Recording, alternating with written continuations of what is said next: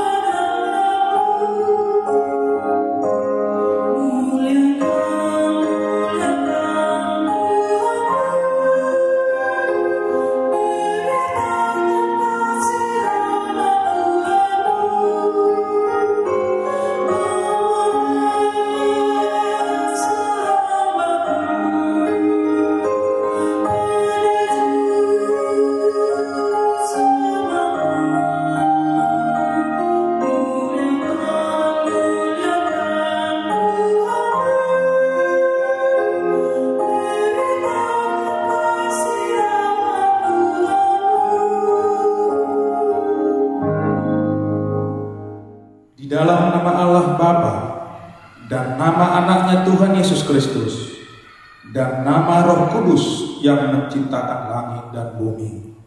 Amin. Dari jauh Tuhan menampakkan diri kepadanya, aku mengasihi engkau dengan kasih kekal, sebab itu aku melanjutkan kasih setiaku kepadamu. Haleluya.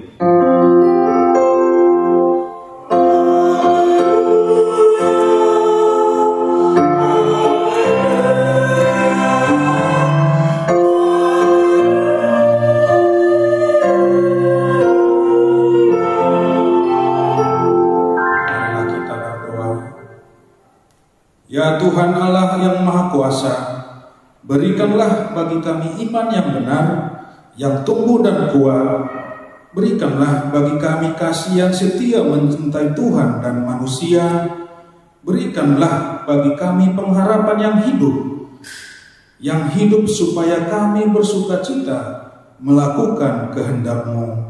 Dengarkanlah doa kami ini di dalam nama anak-Mu, Tuhan Yesus Kristus, Tuhan kami. Amin. Kita bernyanyi dari buku nyanyian HKBP nomor 117 ayat 4. Oh,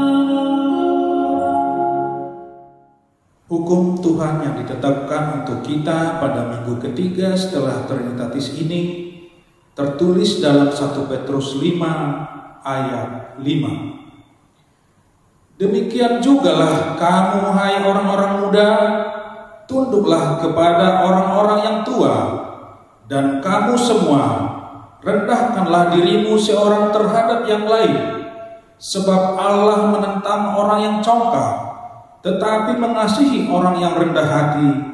Marilah kita bersama-sama memohon kekuatan dari Tuhan kita. Ya Tuhan Allah, kuatkanlah kami untuk melakukan yang sesuai dengan hukum-Mu. Amin. Kita bernyanyi dari buku nyanyian HKBP nomor 686 ayat 2 dan 3.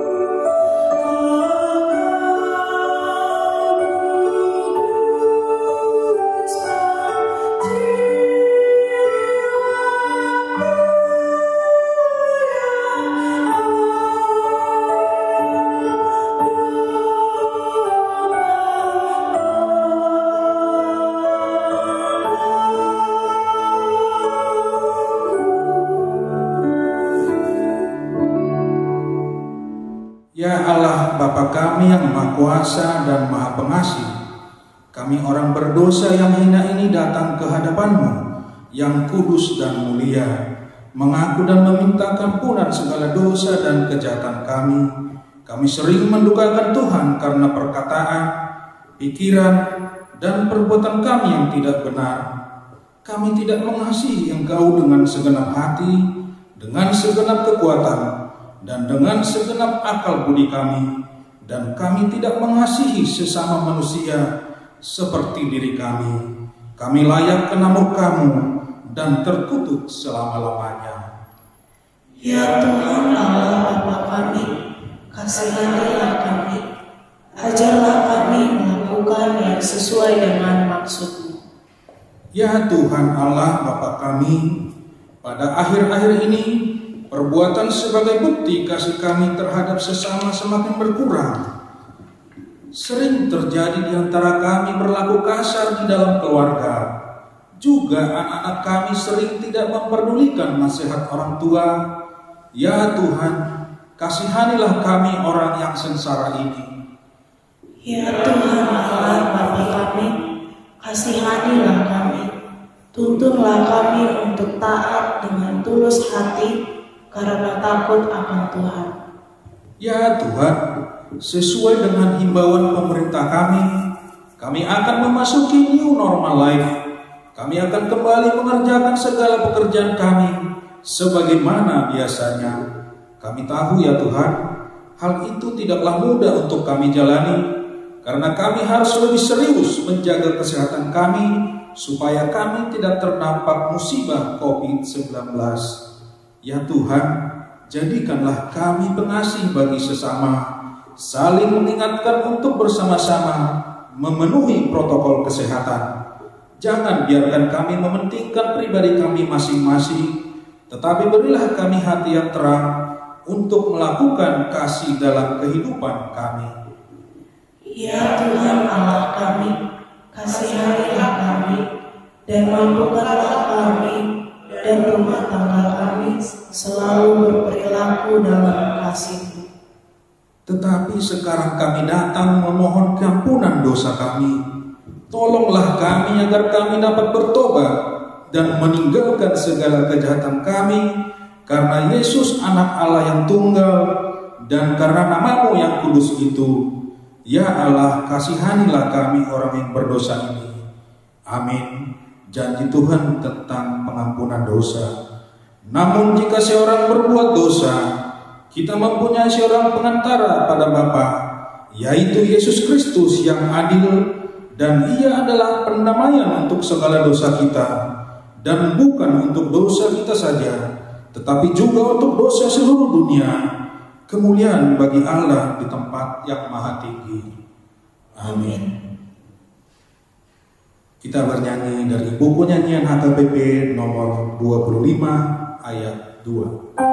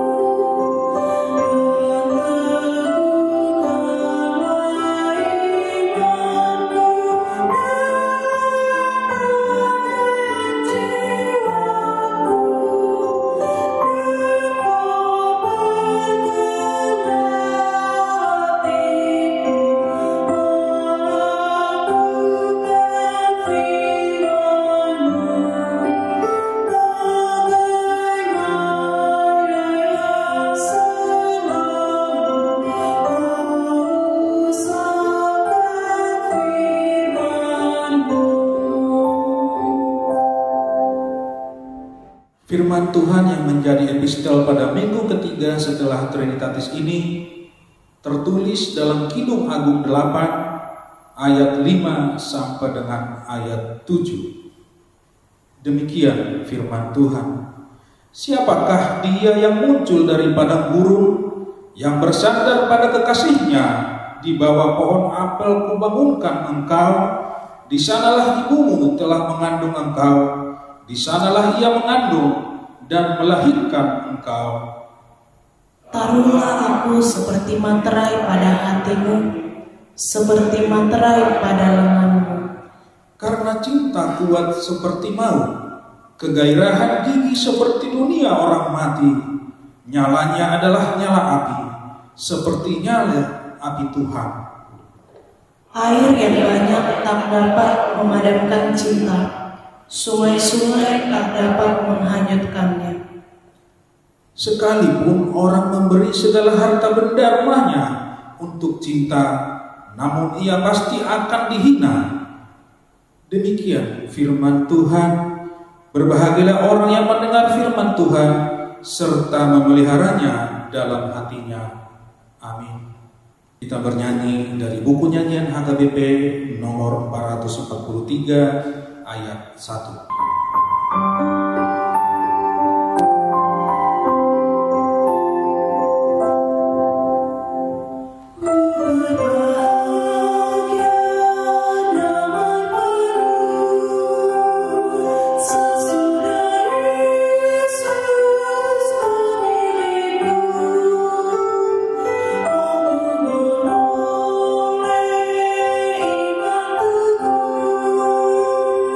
Semua dosa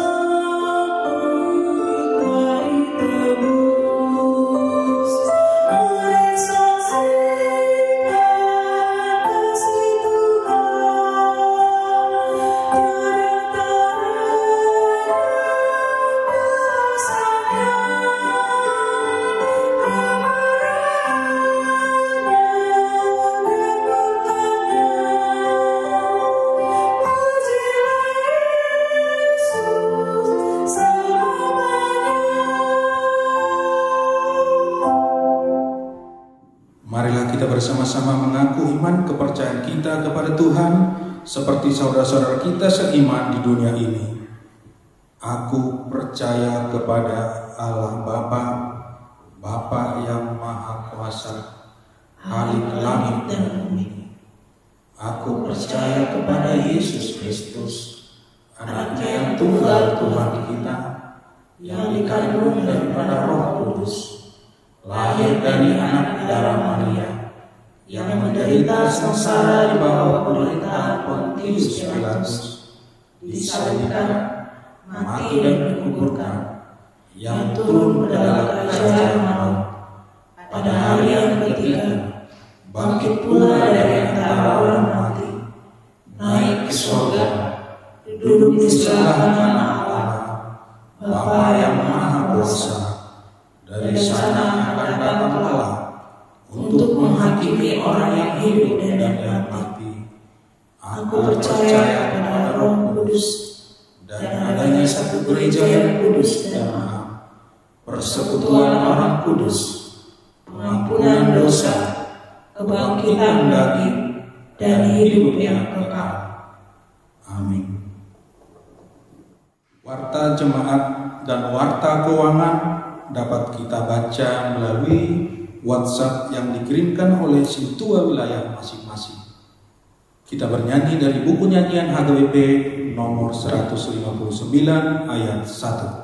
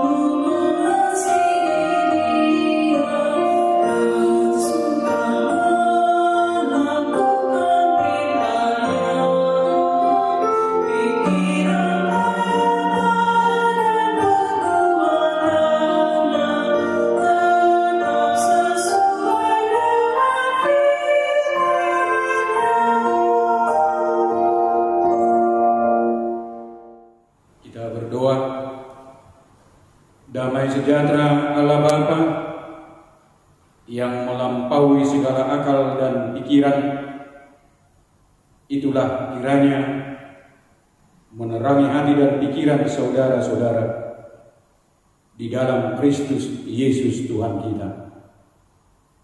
Amin.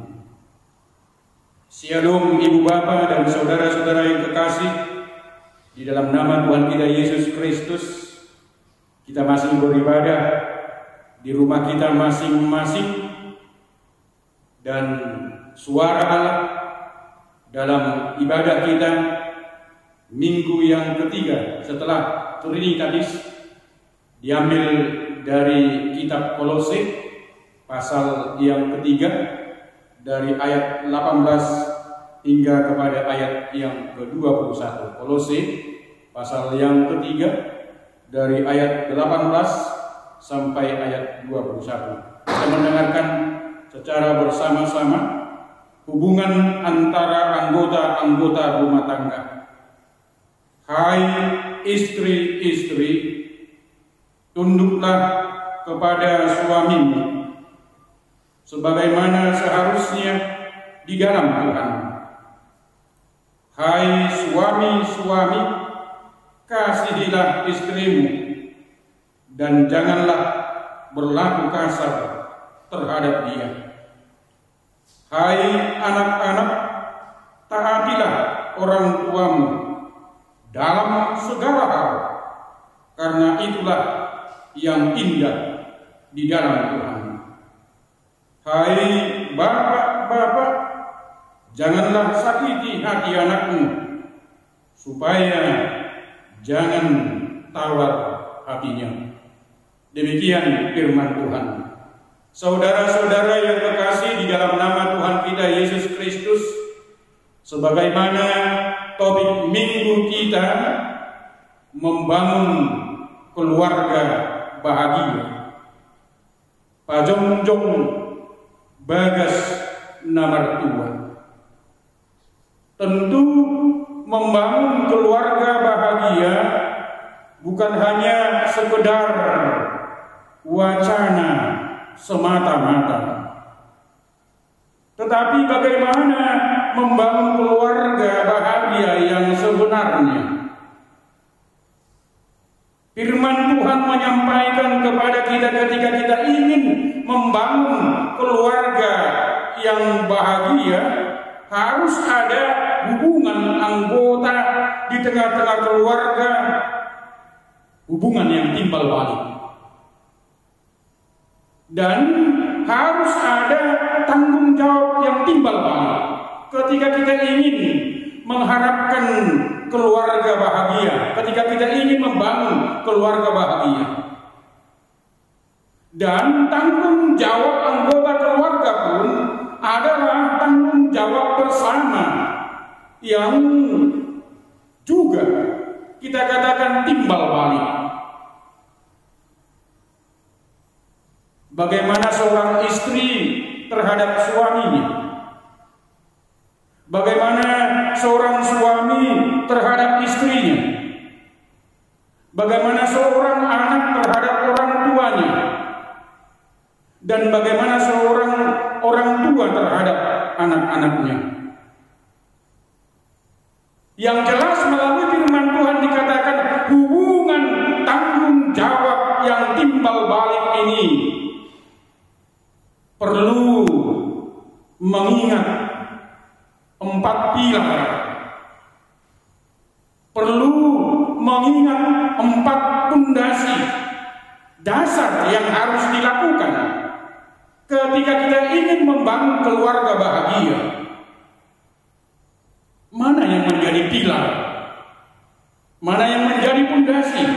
Dikatakan tadi tunduklah, kasihilah, taatlah, dan janganlah sakiti. Yang jelas dikatakan ada kewajiban istri kepada suami. Yang dikatakan tadi tunduklah. Jadi kalau dikatakan tunduklah bukan berarti ada penindasan dari seorang suami kepada istri. Kalau dikatakan tunduklah, tetapi ketika dikatakan seorang istri harus tunduk kepada suami, itu belajar dari sebagaimana Yesus tunduk terhadap Allah Bapa. Yang jelas dikatakan tadi dalam ayat 18, sebagaimana seharusnya di dalam Tuhan, sebagaimana seharusnya di dalam Tuhan. Jadi bukan berarti penindasan kalau seorang istri tunduk kepada suami. Kalau dalam bahasa Batak dihakam kaukunido patutorudi. Sudedo hak Kristen diajarkan asal patutorudi manadupun dengan najon. Kita diajar oleh firman Tuhan supaya kita masing-masing merendahkan diri terhadap sesama. Lam maradupun dengan nasari bema. Dangolo istri duduk tu suaminya. Tidak mau istri itu merendahkan diri kepada suaminya. Buhadwa kainam radedo hamuduk manang dohonota. Apakah seorang ibu siap merendahkan diri di hadapan suaminya? Yang menjadi jawabannya ikut radik. Karena itu adalah yang diaturkan oleh firman Tuhan. Seorang istri harus merendahkan diri kepada suaminya. Kenapa firman Tuhan ini berbicara di tengah-tengah keluarga, khususnya kepada istri harus merendahkan diri? Biar roha adongak kaina nasodadibi mengului hatani amat tanah. Kenapa? Karena dia bekerja. Kadang-kala kita katakan karena lebih tinggi pangkatnya daripada suaminya.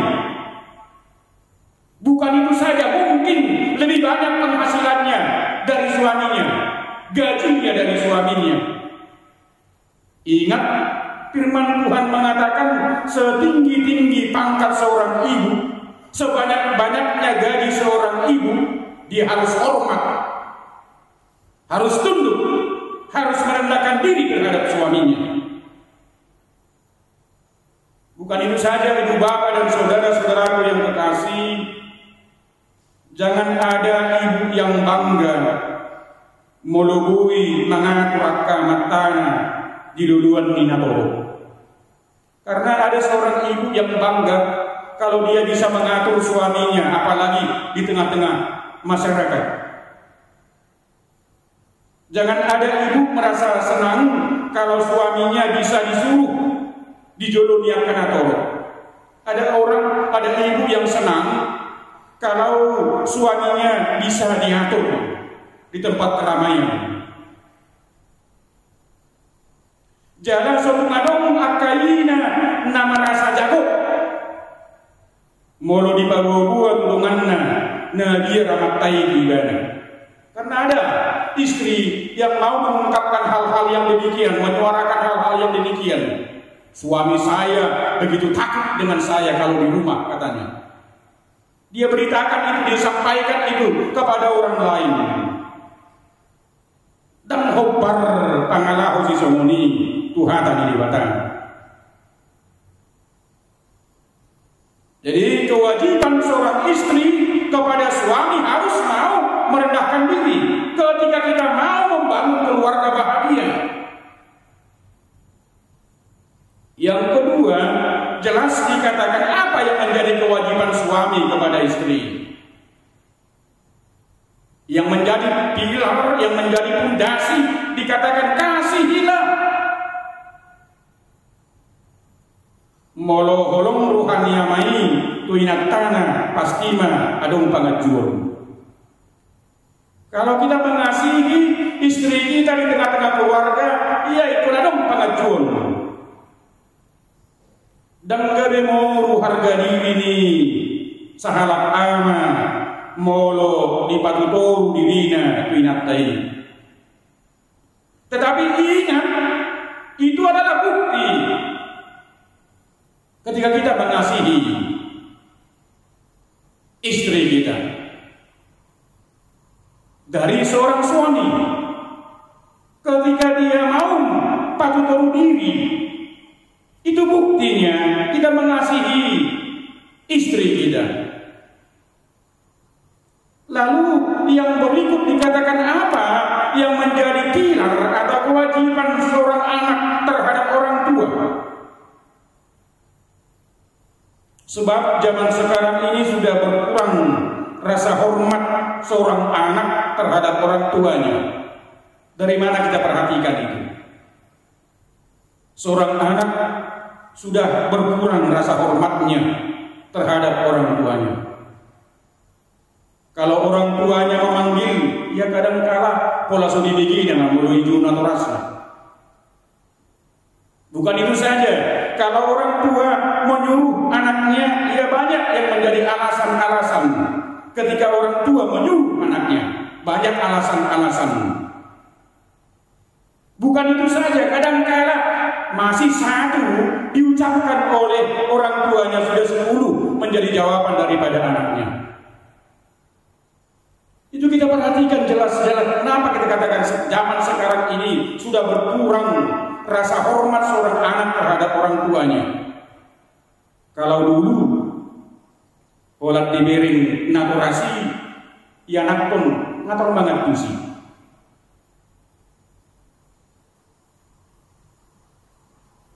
Firman Tuhan mau berbicara ketika ada hal-hal yang demikian dalam kehidupan anak-anak kami. Kalau ada di antara kita yang demikian, mari kita bertobat. Yang jelas dikatakan tadi, kewajiban kita sebagai anak harus taat, harus hormat terhadap orang tua, dan harus kamu ingat apa hukum Taurat yang kelima itu. Tujuannya apa? Apa yang ingin kita harapkan ketika kita hormat terhadap orang tua? Supaya Tuhan memberkati kita, panjang umur kita. Tetapi dalam ayat yang ke-20 itu bukan hanya disampaikan kepada anak-anak yang belum nikah, tetapi juga kepada anak-anak yang sudah menikah, yang sudah menjadi bapak, yang sudah menjadi ibu. Ketika masih ada hidup orang tua kita, ketika masih hidup mertua kita, pasti karena faktor usia, nunga sudah guru, nunga moru dohonon parningotan nasida, moru nang parbilian nasida ala dipaksor usia dohonon tadi bagasan bosan. Apakah kita masih marah-marah terhadap mereka kalau mereka tidak mendengar apa yang kita katakan? Apakah kita marah-marah kalau piring atau gelas yang mereka pegang jatuh dan pecah? Kita harus mengingat sebenarnya mereka bukan demikian. Taksoni najulu hadiyun nasida. Tetapi kita harus ingat juga upaya nasihat kita songon narion mana songon dia pe kehidupan dan alani nasida demi alani akan aturasta demi di paiko dohita songon na ianakon madarukon akan dua-dua nasu sudah gogo di bagas songon basor hormatilah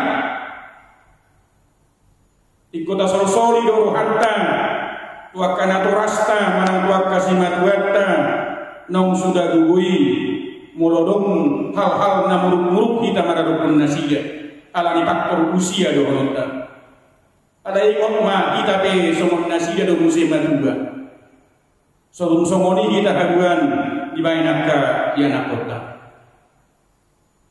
Saudara-saudara yang kekasih, sebenarnya di manakah letak rahasia membangun keluarga yang bahagia? Ada seorang penyair menuliskan sebuah puisi yang menjelaskan tentang rahasia keluarga yang bahagia. Demikian isinya. Keindahan dari sebuah rumah tangga adalah keharmonisan. Rasa aman dari sebuah rumah tangga adalah kesetiaan. Sukacita dalam sebuah rumah tangga adalah cinta kasih. Kekayaan dari sebuah rumah tangga adalah anak-anak. Peraturan dalam sebuah rumah tangga adalah saling melayani. Penghiburan dalam sebuah rumah tangga adalah Allah sendiri. Yang jelas Salomo diberikan inspirasi oleh Allah untuk menuliskan rahasia keluarga yang bahagia bagi umat manusia secara universal. Kalau kita baca dalam Mazmur 127 ayat yang pertama, yang jelas dikatakan kalau kita baca dalam Mazmur 127 ayat yang pertama, jikalau bukan Tuhan yang membangun rumah, sia-sialah usaha orang yang membangunnya. Artinya ibu bapak dan saudara-saudaraku yang kekasih, rumah tangga bahagia tidak dapat dibeli oleh uang. Tetapi hal itu harus dibina oleh masing-masing anggota keluarga dengan pertolongan Tuhan. Janganlah kiranya kita terlalu sibuk dengan usaha, terlalu sibuk dengan pekerjaan, terlalu sibuk dengan karir, terlalu sibuk dengan aktivitas lainnya, sehingga mengorbankan rumah tangga. Pernah seorang pria sedang mengendarai sebuah mobil merek Ford. Tiba-tiba mobilnya itu mengalami kerusakan mesin dan mogok. 1 jam lamanya ia mencari di mana letak kesalahannya, namun sia-sia. Di saat yang menyulitkan itu, ia melihat sebuah mobil lain datang, dan ia pun melambaikan tangannya untuk meminta pertolongan.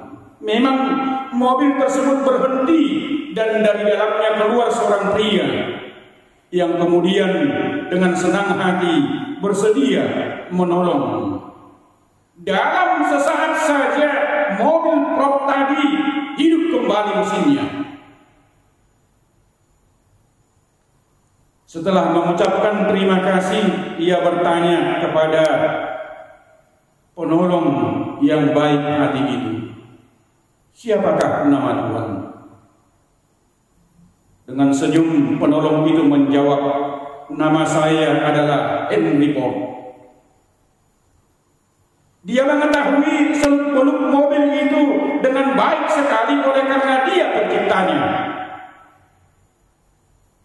Saudaraku, Tuhan adalah pencipta rumah tangga.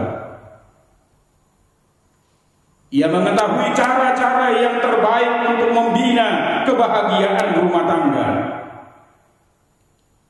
Allah mengetahui cara-cara untuk mengatasi kesulitan-kesulitan yang timbul dalam rumah tangga. Untuk itu, marilah kita jadikan Tuhan sebagai yang terutama dalam rumah tangga kita, dan mentaati segala peraturan rumah tangga seperti yang telah digariskan dalam firman-Nya. Hanya dengan demikian kita akan menikmati kebahagiaan rumah tangga. Kiranya Tuhan memberkati rumah tangga kita masing-masing. Amin. Kita berdoa. Ya Tuhan, tolonglah kami untuk hidup dalam takut akan Engkau. Sebagai dasar utama bagi kami untuk menikmati berkat kebahagiaan-Mu. Kami mau berdoa di tengah-tengah kehidupan kami, khususnya jemaat-Mu HKBP Srengseng Sawah, dimanapun berada pada saat ini. Tuhan yang memberkati keluarga pribadi lepas pribadi. Demikian juga Tuhan memberkati anak-anak di tengah-tengah keluarga, mulai dari anak sekolah minggu, remaja, napasabulung, sampai lansia. Apapun aktivitas dan kehidupan kami, Tuhan mau berkati.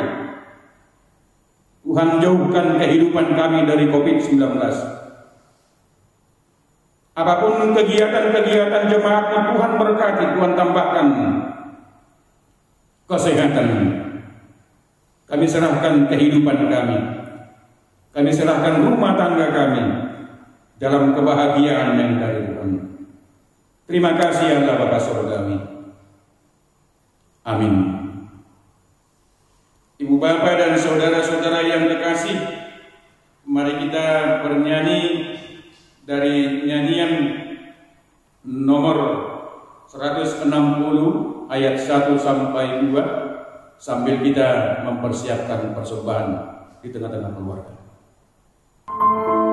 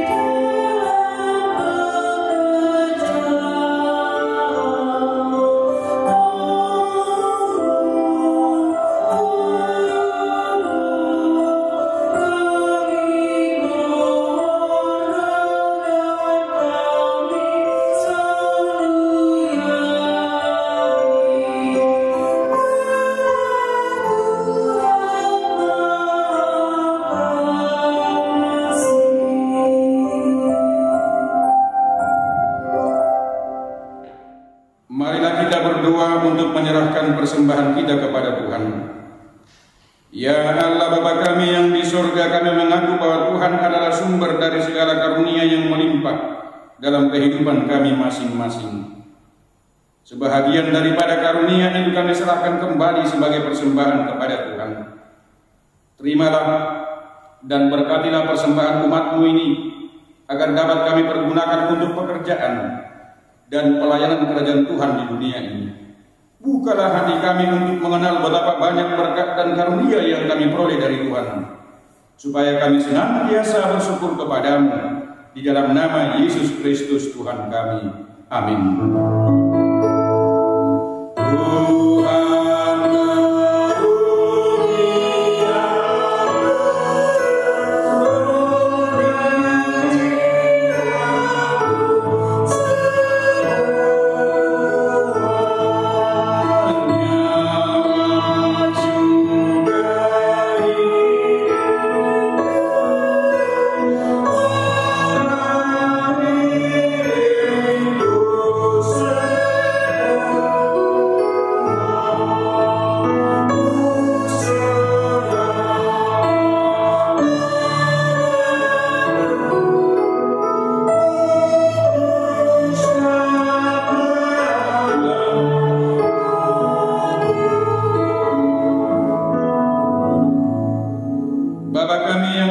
Dikuduskanlah nama-Mu, datanglah kerajaan-Mu, jadilah kehendak-Mu di bumi seperti di surga.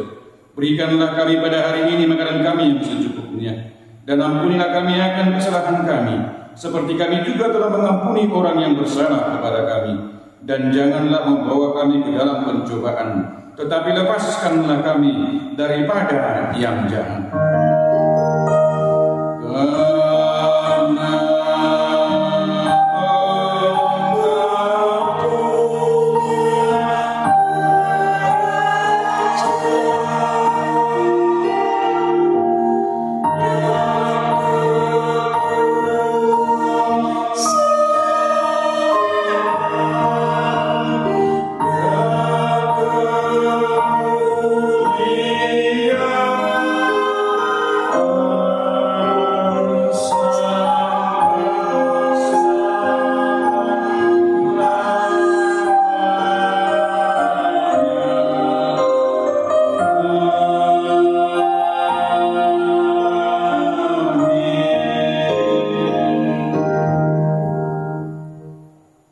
Tuhan memberkati dan melindungi engkau.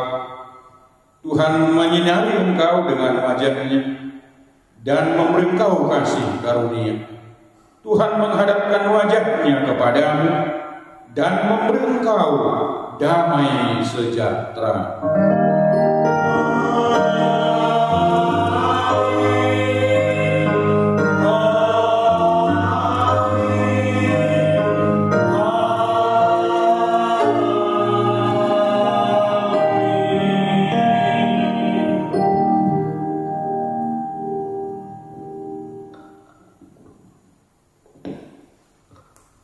Selamat hari Minggu. Shalom.